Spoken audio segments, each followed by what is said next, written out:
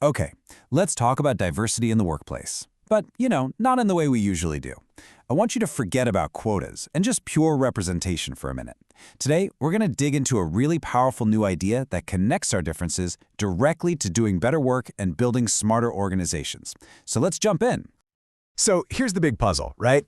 We hear it all the time. A diverse workforce is a huge competitive advantage. It's supposed to open up new markets, boost morale, make us more productive. But if all that's true, why do so many diversity initiatives just fall flat? Or worse, why do they sometimes end up creating even more tension? What are we getting wrong here? Well, the problem, as the research we're exploring today shows, is a pretty fundamental flaw in our thinking. See, most organizations define diversity as simply hiring more people from different backgrounds. But that's just step one. All the good intentions and hiring goals in the world don't mean a thing if the core approach is, well, broken. And it turns out, most companies, usually without even realizing it, pick one of two paths when it comes to diversity. And you know what? Both of them are basically dead ends. They look different on the surface, but underneath they both stop a diverse workforce from ever reaching its true potential. Okay, let's break down these two flawed approaches. On one hand, you've got the assimilation paradigm. Its motto is basically, we're all the same. Now, it aims for fairness, which sounds great, but it does it by pressuring everyone to conform, to act the same. So it pretty much erases the very differences that were supposed to be the big strength. Then, on the other hand, you have the differentiation paradigm, which says we celebrate differences. This one's a little more savvy. It uses diverse employees to reach specific niche markets. But what happens is, it ends up pigeonholing people, and their unique insights never really make it back to influence the main business. So here's a perfect example of that assimilation trap. There was this consulting firm where minority managers came up with a new way of working. They suggested using things like client interviews to add some qualitative depth to the firm's super rigid numbers-only approach. But because the company was so stuck in that we're all the same mindset, leadership just couldn't see it for what it was, a brilliant new strategy. Instead, they dismissed it as racial tension, and poof, a huge opportunity for innovation just vanished. And then there's the differentiation trap. A US bank hired a team of Europeans to run its European offices, and they absolutely crushed it. I mean, they were wildly successful. But here's the catch. The bank celebrated all their wins, but never took the time to ask how they were doing it. Their unique cultural knowledge was never shared with the rest of the company, so the bank became completely dependent on them. As one executive actually admitted, if the French team resigns, we're sunk. Yikes. Okay, so if both of those common approaches are dead ends, what's the answer? This is where things get really, really interesting. We need to completely redefine what we even mean when we say diversity. It's not about demographics, it's about something way more powerful.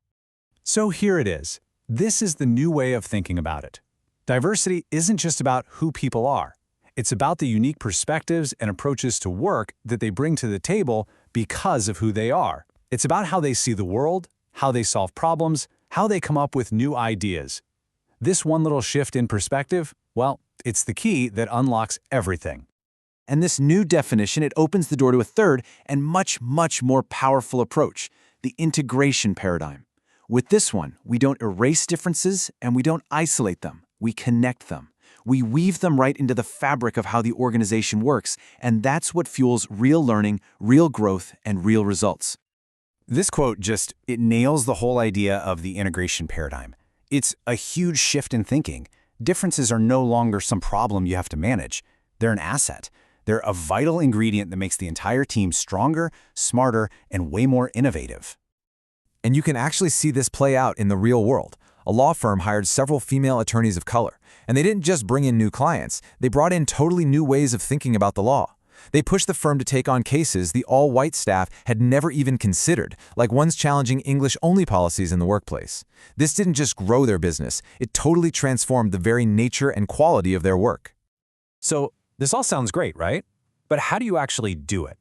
It's one thing to get the theory, but how do you build an organization where this new paradigm can actually thrive? All right, let's get into the playbook. First things first, you need the right foundation. Leadership has to genuinely want to hear different perspectives, not just pay lip service to it. The culture needs to expect high performance from everyone, and it has to be a place where open, constructive debate is actually encouraged. Everyone needs to be pulling in the same direction with a clear mission. And finally, the company structure can't be all rigid and bureaucratic. Good ideas have to be able to rise to the top no matter who they come from. And on top of that foundation, leaders have to take some very specific actions. Okay, first up, connect the dots. You have to understand how an employee's background actually shapes their unique approach to work. Second, you have to make it safe to talk openly about these cultural differences and experiences. Third, you've got to actively fight against any form of dominance that silences people, whether it's based on race, gender, or even just their job title.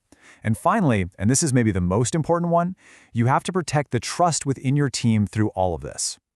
So here's the bottom line. Making a real difference with diversity has almost nothing to do with hitting your numbers. It's not about checking boxes.